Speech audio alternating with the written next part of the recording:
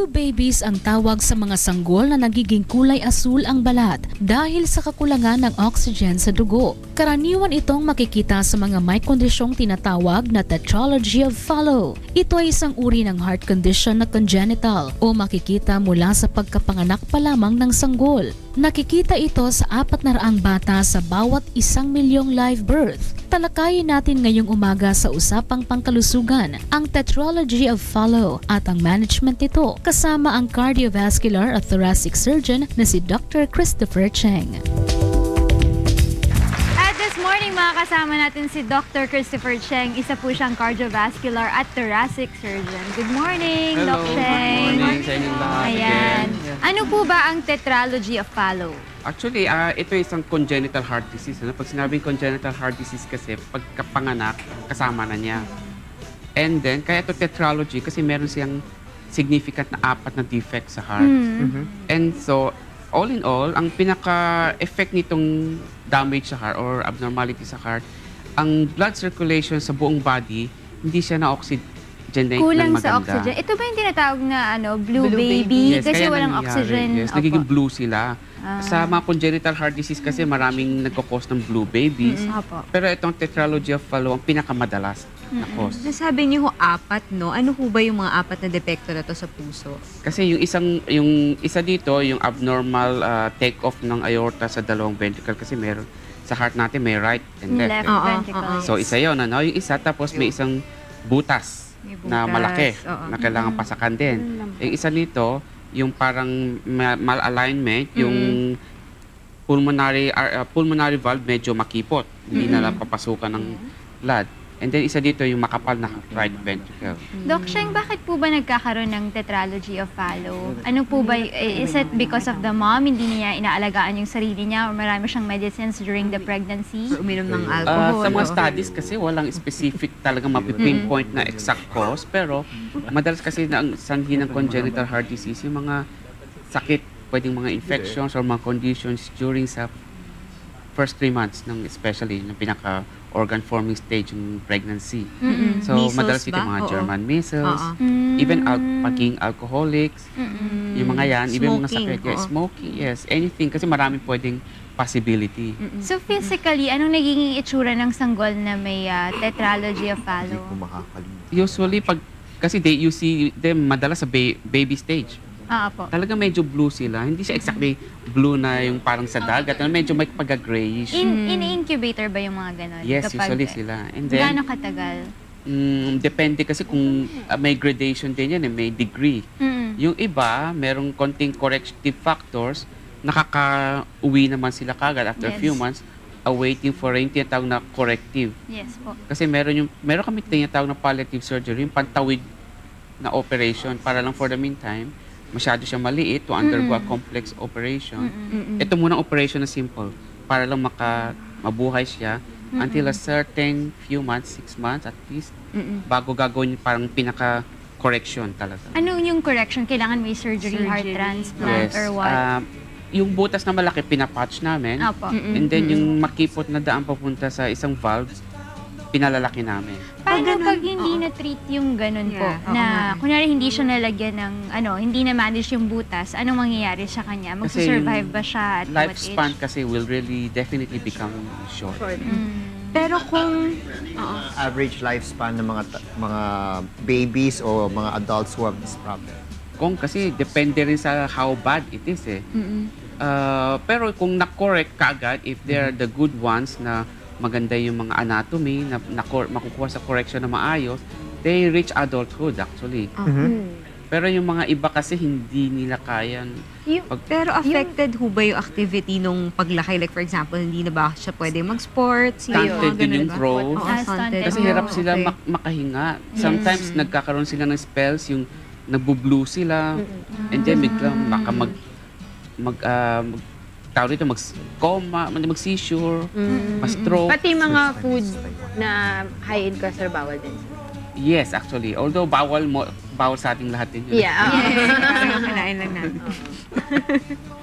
Okay. Ayan. So, paano naman po yung maaaring treatment na maibigay natin sa kanila?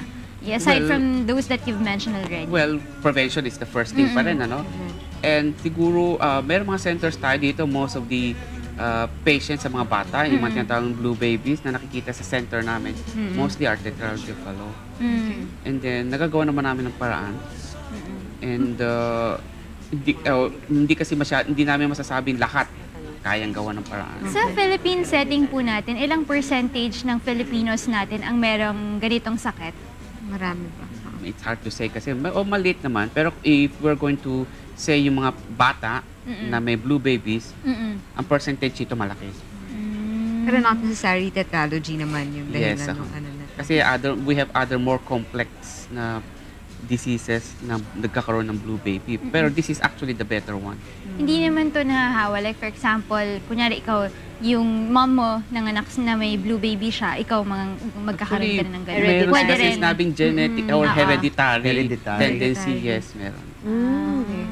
So, pero kung halimbawa may effect ba to kung paano nagbuntis yung magulang? Yung pabaya siya or something that she did during pregnancy? Yes, kasi yung exposure nga sabi nila during the first 3 months, maaari sa mga German measles, sa mga alcohol, sa mga medications, or kung probably kung may mga radiation, something like that, pwede makakos. Kayo ba meron kayo talaga na-encounter na baby na like this? Actually, yes. Tapos, kasi marami kaming nagagawa. Although, ako personally, hindi na gumagawa ng mga ganito. Meron kaming mga doctors na talagang panay bata lang inoperan. Mga magkano But po yeah. ba yung range ng procedure na ito? Oh. Kasi ang tetralogy of Fallot, we're talking of hundreds of thousands. Pero may case rate ngayon, di ba? Ang PhilHealth, Ang pang PhilHealth, tetralogy. yes. Kasama ito sa tinatawag namin Z-benefit. So, luckily, May coverage lucky sila, for no? Yes, may coverage sila. Meron bang instances na pag after ng operation ng bata and after few months or weeks na kailangan ulitin yung surgery? Yes, sometimes. Kasi kumikipot yung sinasabi na ina-open up namin na makipot na daan, minsan kumikipot ulit. So how would the mother know na affected ulit yung baby? We advise them at least annual na follow-up pa rin sa doktor. Annual.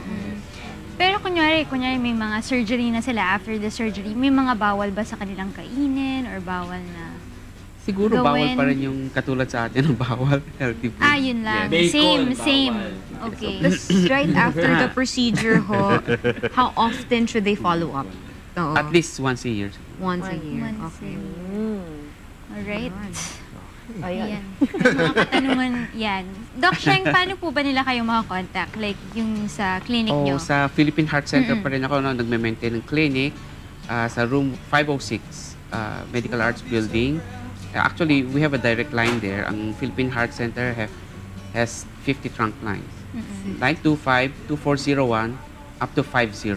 Ayan. Tayo po ba dito sa Philippines, may center po ba tayo for tetralogy of Fallot disease? Marami kami hinahandle yan kasi Opo. yes, ang unang frontliners yan usually are the pediatric cardiologists. Sila po ang nagde-detect, So, pwede nagde-treat. i-recommend sa kanila. Yes, sila. And then, if surgery is needed, nire-refer po sa amin. Doc, sa Philippine setting ba mas marami ngayon na nagkakaroon ng blue babies o it's just Mas still a few nade-detect number? siguro. Ha? Sir, mukhang mas nade-detect ngayon. Mas nadidetect ngayon. And yes, Pero hindi it's- nare-report masyado rin, lalo-lalo na sa mga barangay eh. Hindi po kasi minsan, pag hindi nakakarating sa attention ng mga doctors, sometimes hindi sila pumupunta sa mga doctors. Yun ba yung halimbawa pag pinanganak, last na tanong, pag pinanganak ng nanay yung baby, yun yung kulang siya sa score ng yung Apgar. Pwede Yun rin. ano, Pwede hindi rin. siya, Kasi kunyari hindi siya definitely- ganun kalakas umiyak or ganun, then they will see kung meron nga siyang problema sa heart niya. Yes, definitely. Kasi, di ba, Caller ko. pag nasa ospital, usually may pediatrician kagad eh. Actually, maririnig kaagad nila pag nilagay nila sa stethoscope. May abnormality kagad. Doc Sheng, yung message na lang po for those moms na meron po silang mga blue babies. Ang payo ko lang po talagang pagtiyagaan po natin yung pagpapa-follow up, pagpapatingin sa mga doktor. Kasi yun po yung talagang makakasagot sa problem natin. Maaring maoperan siya, maaring hindi. Pero for all we know, we cannot predict kasi kung sino yung who will get better unless we see them. Ayan, thank you po so much, Dr. Christopher Cheng, ang cardiovascular at thoracic surgeon natin.